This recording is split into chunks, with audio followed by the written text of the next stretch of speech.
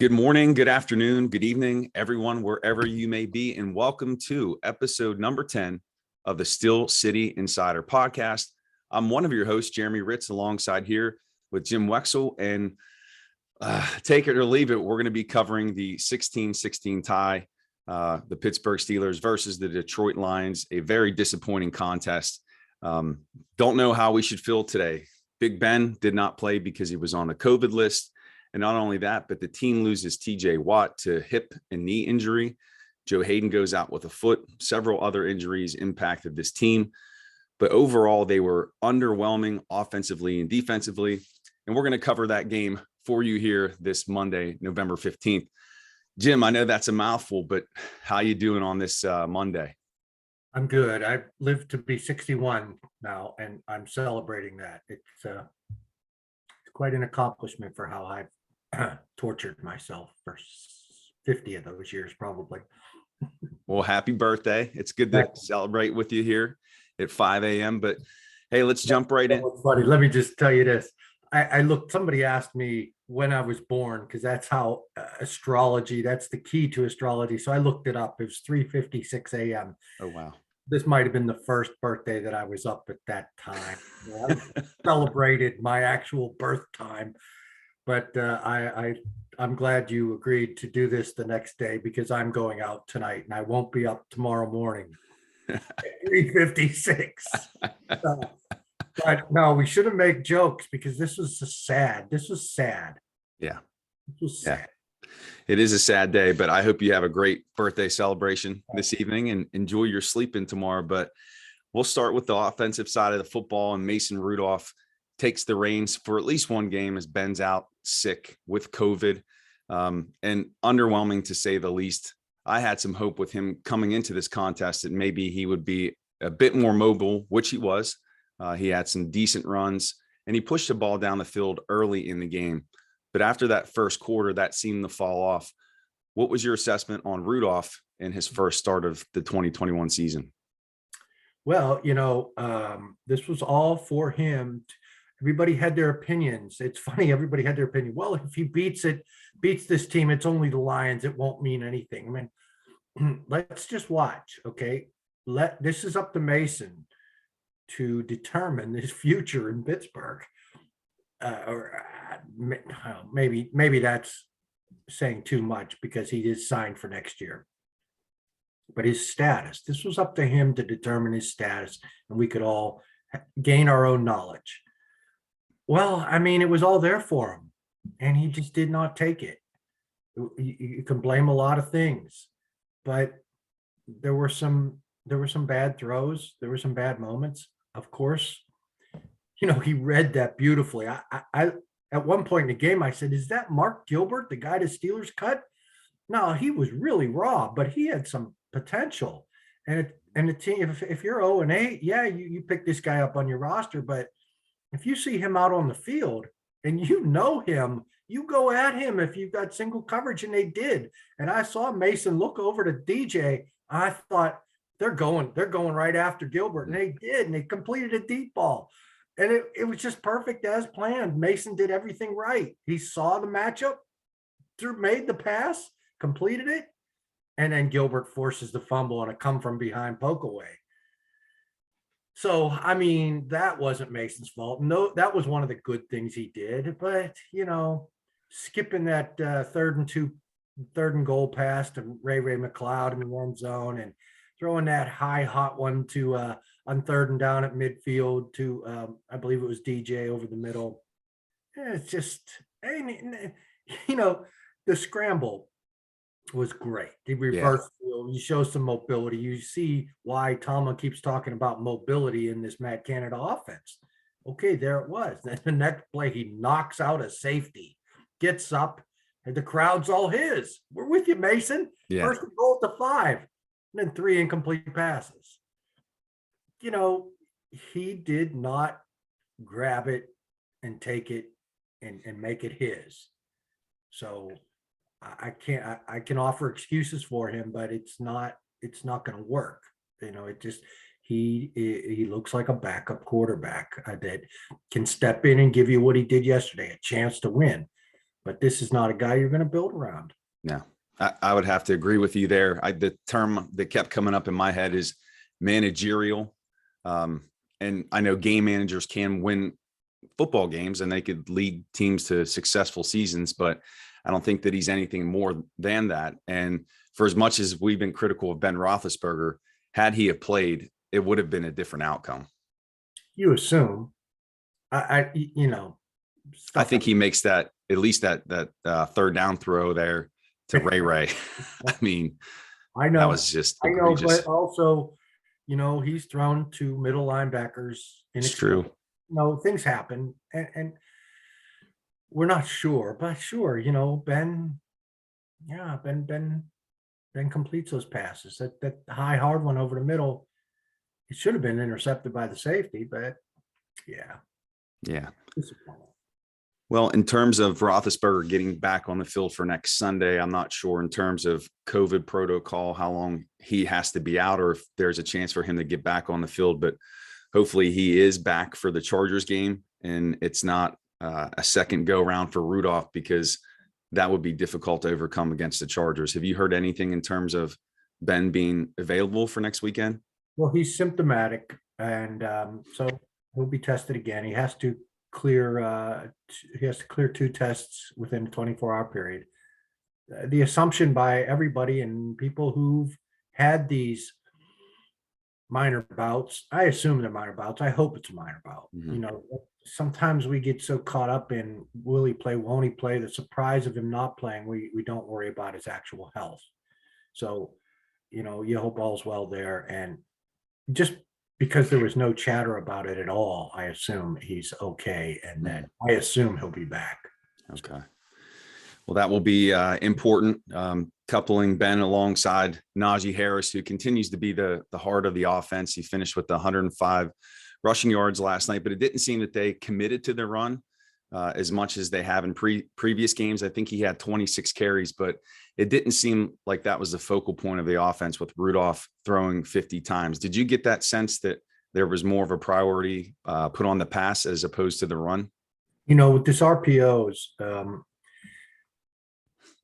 the Lions can dictate what they want him to do. You know, Mason, I don't know if Ben's like this. I don't know that Ben is fully accepting of the RPO fundamentals that Mason grew up with. And so that was part of my interest in Mason, was maybe he'll run these RPOs better. You know, there's more natural with them. But it seemed like he stuck by the book all the time and threw when they put more guys in the box. Mm-hmm. He would do his count, and therefore the Lions could talk that quarterback into doing whatever they wanted. So if they put 6 men at the line, 6 defensive linemen up there, they weren't going to run Najee. I'm not sure that Ben bucks some of those statistics, some of those analytics or whatever, but Mason sure didn't. And so they talked him into 50 passes on a wet November day. Yeah. That's, you know, maybe he changes, maybe he doesn't, but I don't know. I don't know. You know, I didn't see people running wide open. Everything seemed difficult. There was one-on-one coverage, even when Mark Gilbert. Mm-hmm. I mean, it wasn't an easy bomb over him. Mm-hmm. Nothing was that easy. So there's got to be room for maneuvering when you count who's in the box, especially with Najee. You know, you sometimes got to do what you want to do when it's 1st and goal at the 5. No, you're not going to talk us into throwing 3 passes here. We got a buck in the back, and we're going to run them. Yeah. So. Yeah, that was disappointing. I think there was some frustration from Harris. And in terms of the offensive line, you know, we talked before we got on here about Kendrick Green's high flying snaps, and then the injuries that occurred to Kevin Dotson. Trey Turner went out. The general came in this game, and then you had JC Hassenauer in. The offensive line seemed okay to me. I don't think they were horrible. There were definitely some plays that, you know, they weren't up to the standard, but how about your assessment of the offensive line against the Lions? How about my assessment of the officiating on that holding call and Dan Moore to call back a touchdown that resulted in a field goal? But that was well after Najee had passed him by, even if there actually was a hold. Well, who cares? Come on. And Kendrick Green, it wasn't just that one bad snap. I mean, if you were surprised that he finally sent one over Mason's head, you weren't watching the rest of the game, because Mason was snaring some bad snaps pretty much the entire game. I didn't put a count on it, but so that was problematic. And I thought that the backup guards filled in pretty well. The general. I looked down the press row. I said, "Is the general?" There's a lot of guys that call him the general now. Ever since I tabbed him that in August. It's not a difficult nickname when your last name's Haig. So, and plus that commercial with the general and Geico, I'm not sure. So I looked down to Dale Lawley. I said, was the general out there last series? He goes, no, this is the first I'm seeing him too. And Dejan was in the middle. He goes, the general Haig? Oh my God, I get it. But he did okay. I thought. I haven't watched the tape. The Lions aren't the Bears. There wasn't Akeem Hicks out there. There wasn't Eddie Goldman out there. It was Nick Williams. And so it wasn't that difficult a chore. So they did the job, Hassenauer and the general, and they did all right. I had no complaints. The holding call was, I thought, terrible. And the snaps. Yeah. And then wrapping up the offense, just to talk about the receivers and also the tight end, Pat Freiermuth, but just the fumbles and the drop passes. James Washington, Deontay had a few drops this game, and then the fumble on that big catch and run there towards the end just really shot the Steelers in the foot. And then with Freiermuth, if he holds on to that ball, they at least give Boswell a chance to make that kick. But it just seemed like everything that could go wrong yesterday did, especially when you have your backup quarterback in there. Yeah. When backup quarterbacks play, the rest of the team turns it up internally, whether they know it or not. It's just a natural survival mode. And I'm going to read something that Craig Wolfley told me, and I think I put it in the A to Z, but I'm not sure. This was Wolf talking to me Saturday. Wolf's the sideline reporter, he was the sideline reporter. He's now the broadcast analyst. But he said, it's going to be wet. They are an indoor team. November rain is kind of miserable. Snow is one thing because snow doesn't soak you. But a little bit of rain and a mushy ground, that can be aggravating if you're an indoor team. You get soaked and wet. For the divas out there, the weather can be a problem. So, okay, I didn't know how many divas run Detroit because they're not very good. So how can they have any divas, right? Mm-hmm. I didn't think of the divas that might be affected on the Steelers side. So start looking down the list. Yeah. Who is there? Who really didn't have that enthusiasm, that energy that the Lions played with, and all their terrible players. They had energy. Yeah. So I'm not going to point fingers because I'm not sure. James Washington started great and then didn't seem to be able to get off the ground. I thought Mason threw him a decent comebacker that he could have stopped and gone up. Mason knows his old boy. He should have stopped and gone up and caught that, but he couldn't get off the ground. Mm-hmm. I don't know that James is no diva, but maybe he was affected because he was playing well early when it wasn't raining. And some of the other guys. I don't think Freiermuth's a diva, but what was Devin Bush doing out there? What was Minka doing out there? Minka did have a pick that was called back because Devin was holding, and it was a good call. And it probably affected the pick. So you can't say, whoa, because Devin held the guy who was thrown to that Minka broke on and picked it off. But I mean, you can ask yourself that question.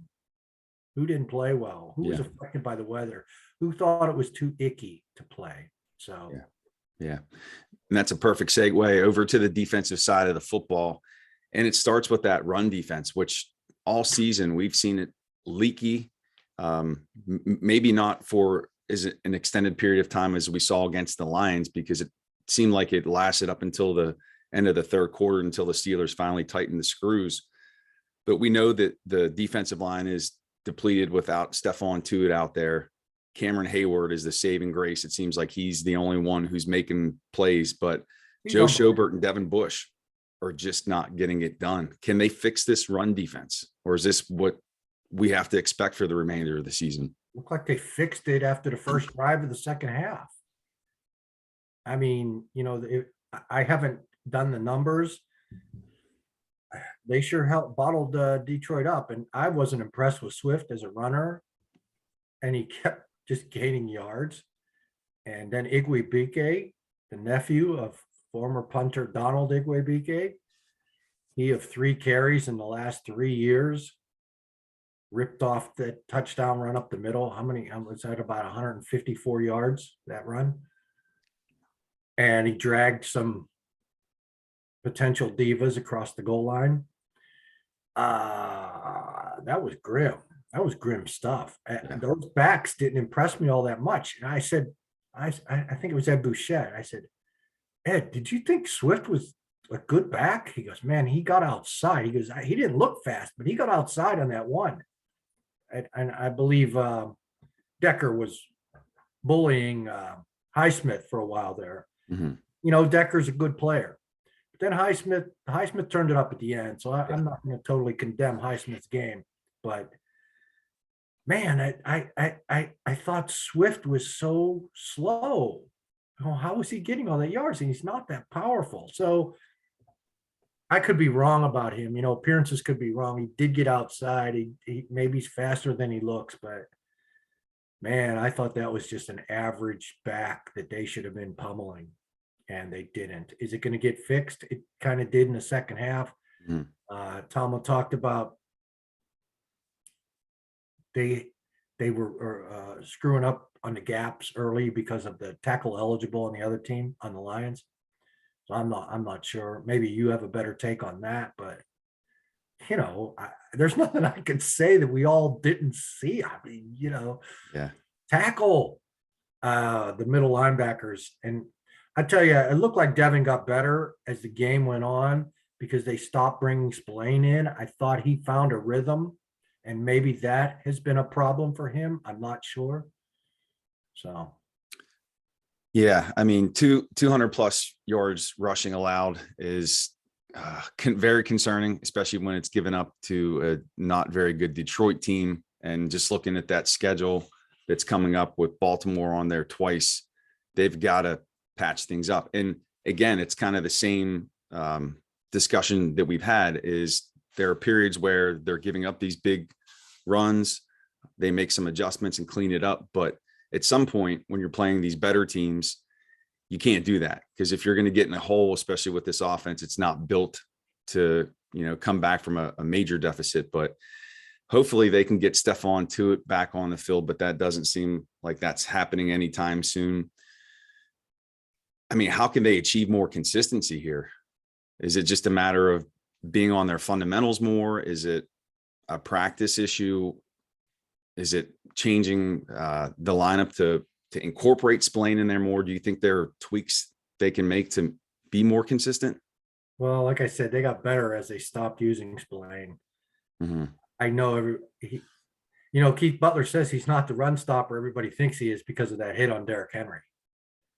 So, and Tomlin said they're just trying to find a niche for him. So they got some playing time. They got their backup linebacker ready. He's played enough this year, if that's what their goal was. I have faith in Devin still. Mm-hmm. And the end of that game gave me a little bit. So it's not all Devin. I mean, Isaiah Buggs, and Henry Mondo, everybody loves him, but where is he? Let's run at him. You could say it's practice, and I don't know what Joe Schobert was talking about because I wasn't over there. And sometimes those are taken out of context. Maybe he just was saying, we just got to work harder. What do you say after a miserable game? So I don't see any solutions out there except score more points. Or put James Pierre at inside linebacker. Yeah, that dude was hitting. That dude was coming up and making some plays. Terrell Edmonds played well too. Yeah, he did. Yeah. He did. For as critical as I've been of Edmonds, he did have a nice game yesterday. Huge sack. Yeah. Yeah.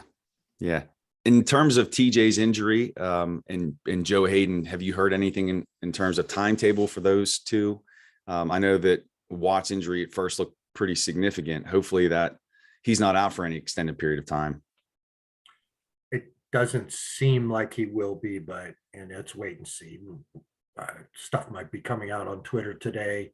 Mhm. I always recommend checking out Jerry Dulac's Twitter feed. He's on top of injuries. Mhm. And Tuesday will be Tomlin's pronouncements. So, Yeah. that's kind of grim. But they got a 6th round pick for Melvin Ingram. So, And just speaking of Ingram, looking at that, Kansas City had a big win last night over the Raiders, but on the stat sheet, he only had 1 assist, 0 sacks. So I know a lot of people were upset today following the Watt injury that, they should have kept Ingram, but he's not doing much over in Kansas City. And good nugget by you, Jeremy. Yeah. The taco is getting his opportunity right now, along with Tuska. And then the secondary, I know before we got on the air today, we talked about Jared Goff and just how abysmally he played. So I don't know if we want to give any credit to the Steelers secondary here, because it was just poor quarterback play on top of him being injured.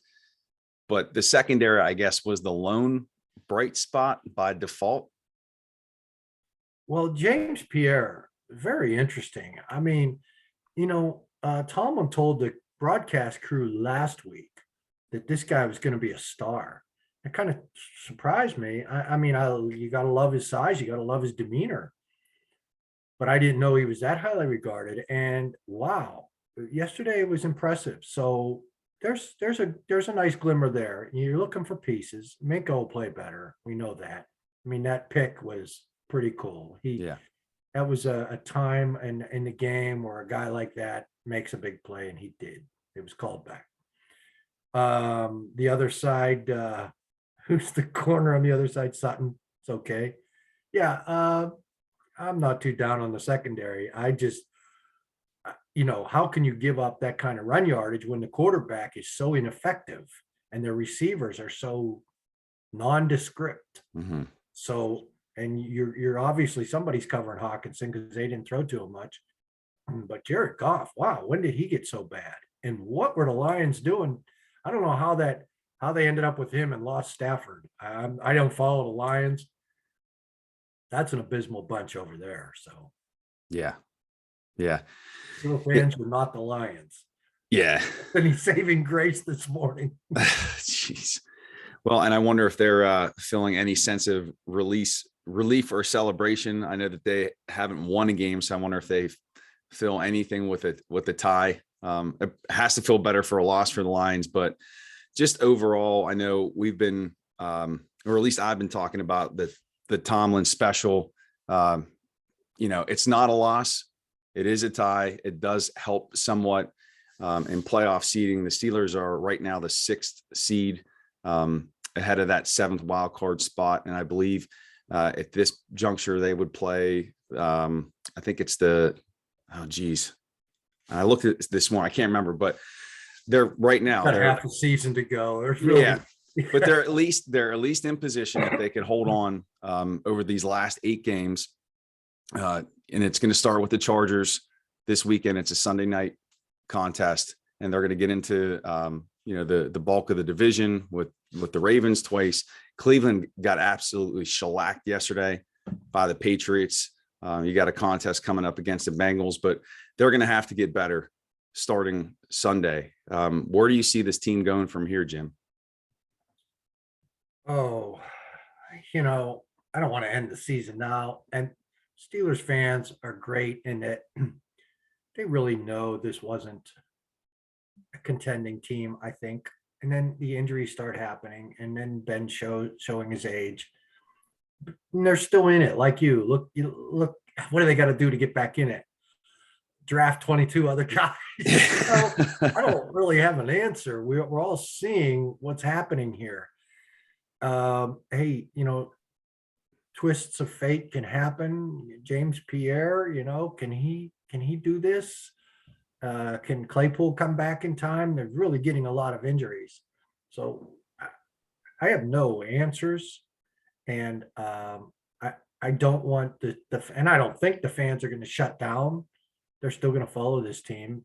But, what can they do? You ask me, I'll ask you. What do you expect? Yeah, well, I mean, to that point, I know you referenced Dejan Kovacevic earlier. I was reading his column this morning before I got on here, and he said that he is officially burying the Steelers. He doesn't think that they have what it takes to contend, and I would have to agree. I don't know if they can contend, but you can never say never with the team. What's I think different today that were a month ago? I mean, you're going to officially pronounce them buried today. Wow, how astute of you. Yeah. I mean, it's just continue as was. Look at all the guys they were missing, to tell the truth. Right. That's a start. How are those guys coming back? I don't know. I don't think they're going to come back in time. Claypool, TJ, look at the guys they were missing. Yeah.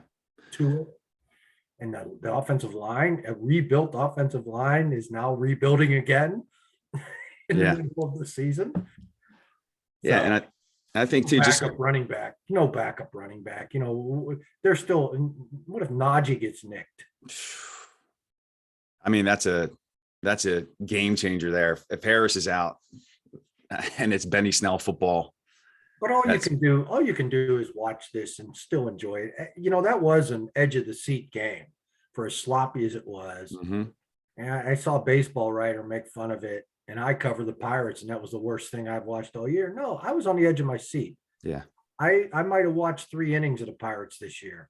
I can't say either of those innings I watched all year had me on the edge of my seat.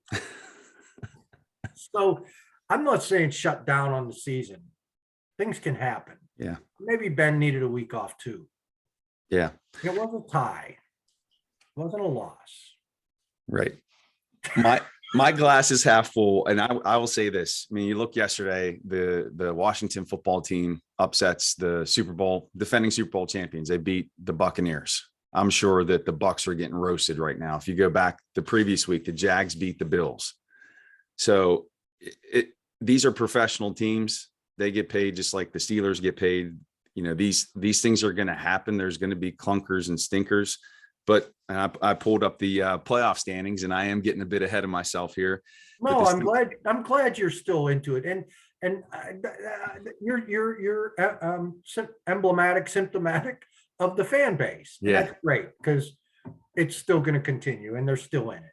Right. So bury away, be a genius. Yeah. I mean, this is the same as it was a month ago. It's pretty much the same group, and it's still something to watch, and it's still fun. And I'll go back to what you said earlier a couple of weeks ago, that this is a team in development, and the development doesn't stop. It continues. This is a young group, but right now they're the 5th seed. And if we were in wild card weekend, we'd be traveling to Kansas City. Wow. 5th seed. That's surprising. Yeah. So, okay. But I have more to say on what this means, but go ahead. I was just going to say, they have an opportunity. Chargers coming up. I have every year I get a gut feeling about a game.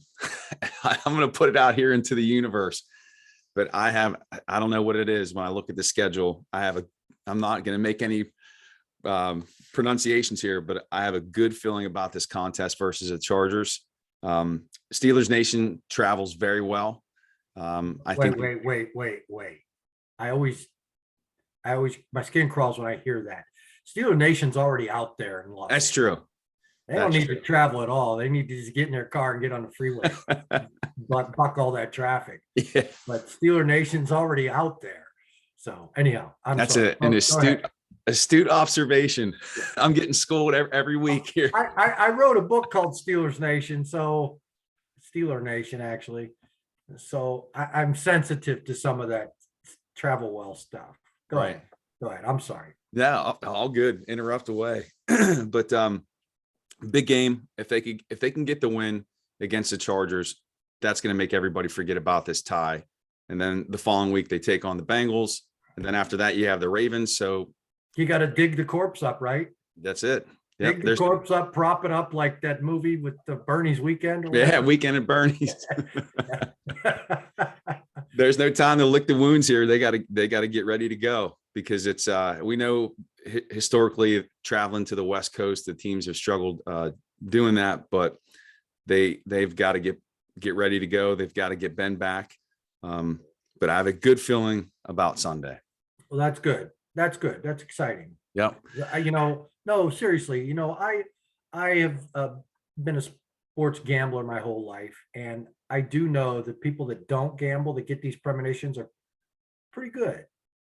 It's the gamblers that are just, they're mired in the muck. They can't really pick anything because it's just they're mired in the muck, like James Washington trying to go up for a catch yesterday. So I don't think you're a gambler. I'm not a gambler. I appreciate the innocence. I'm like a vampire looking for fresh blood.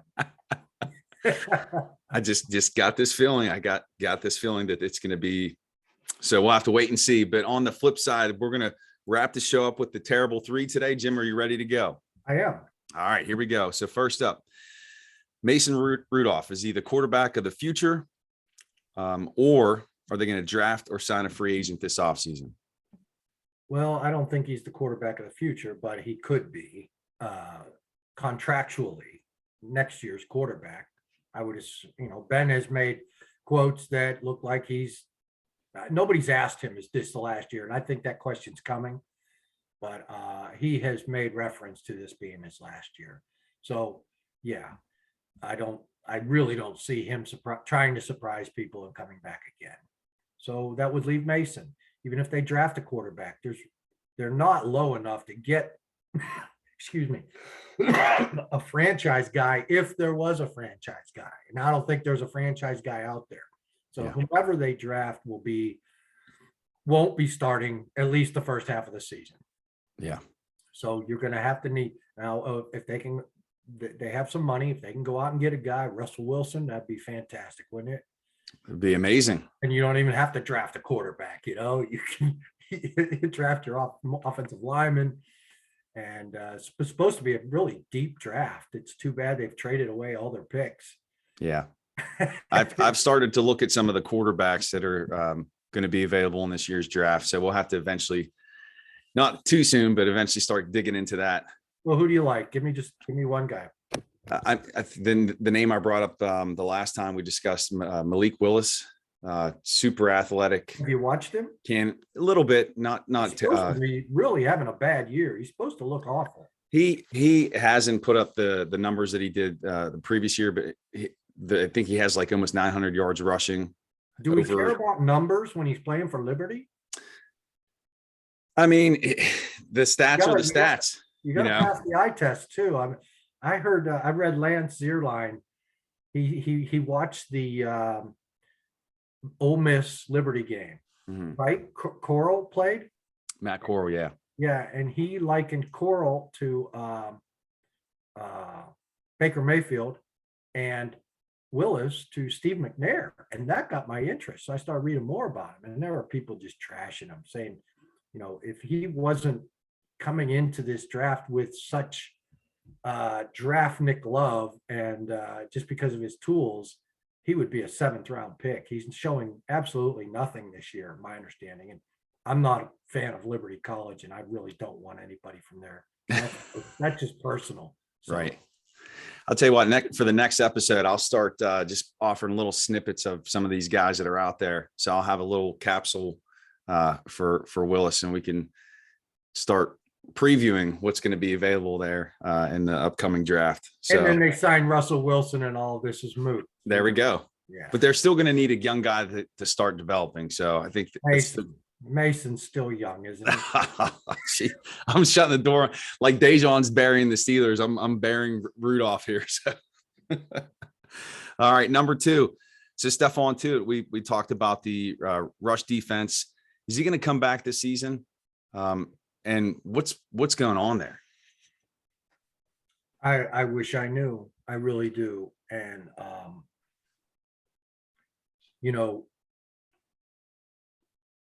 say it's a mental health issue.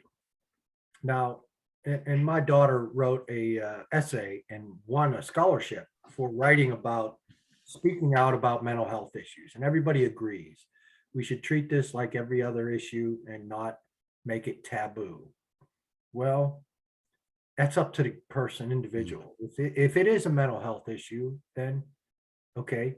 I don't agree with making it taboo and not talking about it, but that's his prerogative. It's still a HIPAA thing. So, and that should fall under all other health issues too. If you don't want people to know about whatever cancer you might have, that's understandable. Nobody should know that, and nobody should release that information. So all I'm saying is I don't know. You know, it was a knee, and I saw him working out in a knee brace.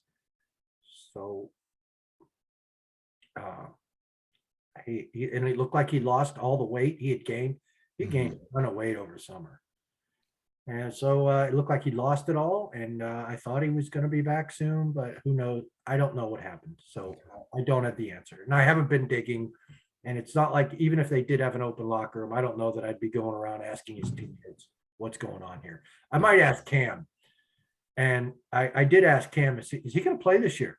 Cam said, yeah, I assume. Yeah, I think so. He was surprised by the question. So Cam at the time thought he was going to play. And that's the one guy I would trust to know whether it's okay to talk about this or not. Yeah. I'm sorry, I have no answer for you. No, I think that's a great answer, just to hear Hayward's take on it. And there's still 8 games left. So whenever he could come back, he would be a boost for that defensive line.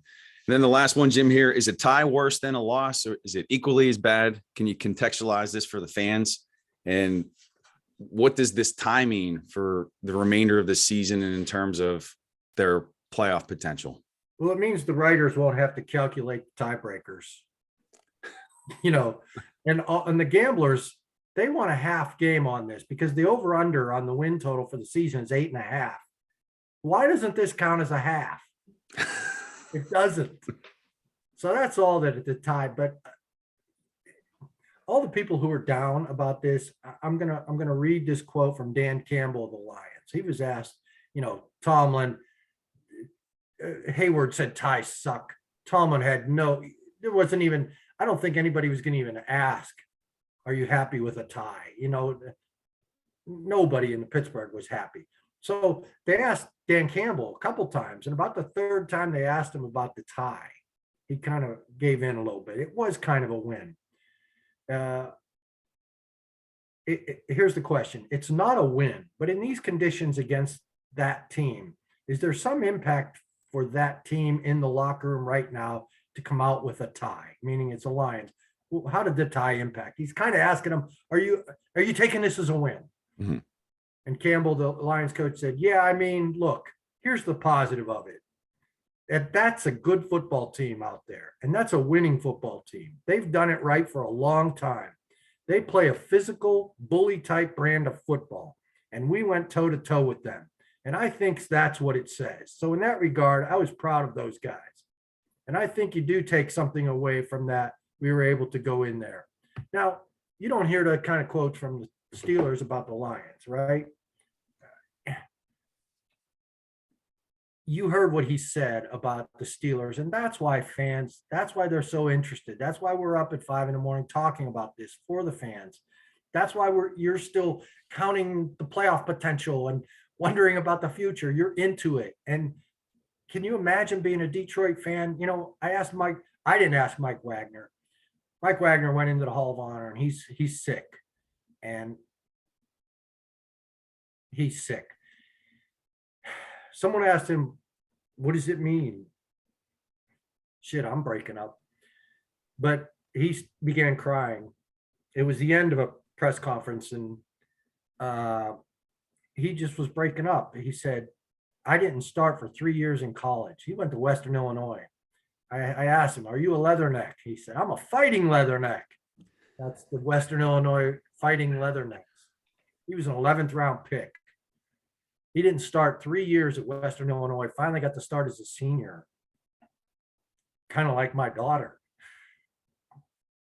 Finally starts as a senior and becomes first team all conference. and Mike Wagner got drafted in the 11th round because of his computer numbers. They just took a shot because of his 40 time, and he was an athlete. And he got 4 rings. And Donnie Shell went in the Hall of Fame. The Steel Curtain has Hall of Famers all around him. Mike Wagner, to those of us who watched in the 70s, was a special kind of free safety. He was that kind of smart thinker that came up with big plays, but he wasn't the Hall of Famer. And you would assume a guy like that gets lost in the crowd the way Larry Brown got lost in the crowd. But these electors that they have for this Hall of Honor are fantastic. And they dug deep, and they know Mike Wagner was a legitimate part of that team. So he broke down and he talked about what this organization meant, what it meant for him to be a nobody out of Western Illinois Leatherneck country, to come in here as an 11th round pick, win 4 rings, and then get voted to the Hall of Honor, and to be asked what it meant. So it's very special to be a Steeler. And then Greg Lloyd was asked about his incoming class and where he came from, which was Fort Valley State. And he came in with Rod Woodson and Merrill Hodge and Delton Hall. And I believe there were another starter or two in the 87, underrated 87 draft class. And I said, Greg, you came so close to winning it all. Are you over it yet? Do you have any regrets? Here's a guy that played in the Super Bowl. One of the few Steelers teams has lost the Super Bowl. The other loss was by a group of guys who had won 2 Super Bowls. So Greg never got his Super Bowl, and he was so close. If it wasn't for a quarterback throwing awful picks, he wins his ring. I said, are you over it yet? He goes, when I came in, we were terrible. 87, we were terrible, but we got really good. And that mid-90s team might not have won it all, but it set the path. It got everybody right. So when you hear people talking about, oh, here come the 80s with Ben retiring, we may have just gone through the 80s, because rebuilding from a dynasty is difficult. And I think Ben's the reason they haven't been back to the Super Bowl, is because he keeps them at 8-8. They haven't had their 4-12 season because he's good enough to carry a rebuilding team to an 8-8 record. I mean, Tomlin gets the credit, but it's Ben. It's Ben playing well enough to get to 8-8 with a rebuilding, struggling team. So maybe they went through their 80s, and maybe this great draft class with all these rookies starting is that 87 draft class that moves this team back into its mode again. And so you heard Dan Campbell say what it meant to tie this kind of organization, which we know they're struggling. Dan Campbell just sees it from the outside. We know there are parts missing, and there are problems here. But Dan Campbell's looking at the overall picture. Mike Wagner was looking at the overall picture. Greg Lloyd looked at it as we might not have won it all, but we turned it around. We played with grit. We showed them again what it meant to be a Steelers player. And that's what people like Najee Harris are doing right now, and Alex Highsmith, guys like that. So you're not the Lions, is what I'm trying to say. The Lions don't say, oh, here come the 80s again. Yeah. They say, oh, here comes another 50-year Bobby Lane curse again. They've won 1 playoff game since Bobby Lane said this team won't win for 50 years. Wow. That when they traded him to the Steelers. And they only won 1 playoff game since then. And that was the team Kevin Colbert and Ron Hughes built before they came to Pittsburgh. So don't be too down. I mean, you're in the middle of a great culture, and all the fans out there are part of that culture, and they're not going to back away. They're going to call each other names today on Twitter. they're going to all salute Dejan for his vision of this is not a good team, and we're going to go back and forth, and people are going to snipe, but it's all good. It's all winning culture. It's all special. So don't forget about that. Yeah. And it is a tie. So that puts your tie into context. So I don't mean to get so philosophical, but that was great. That was very super insightful to close out the terrible 3 there. So always great stuff, Jim. Great talking Steelers football with you today, even though it was a tie. Everybody, please check out Jim's work on the Still City Insider. You can follow Jim on Twitter at Jim Wexell. You can check me out on Twitter at Still Study and check out my site, thestillstudy.com. And we will be back here next week following the big Steelers win over the Chargers. I'm calling it now. They're going to pull it out. Hopefully I'm not eating those words. But Jim, always great talking Steelers football with you. I'll see you here next week. All right, Jeremy. Thanks. Take care. All right, take care.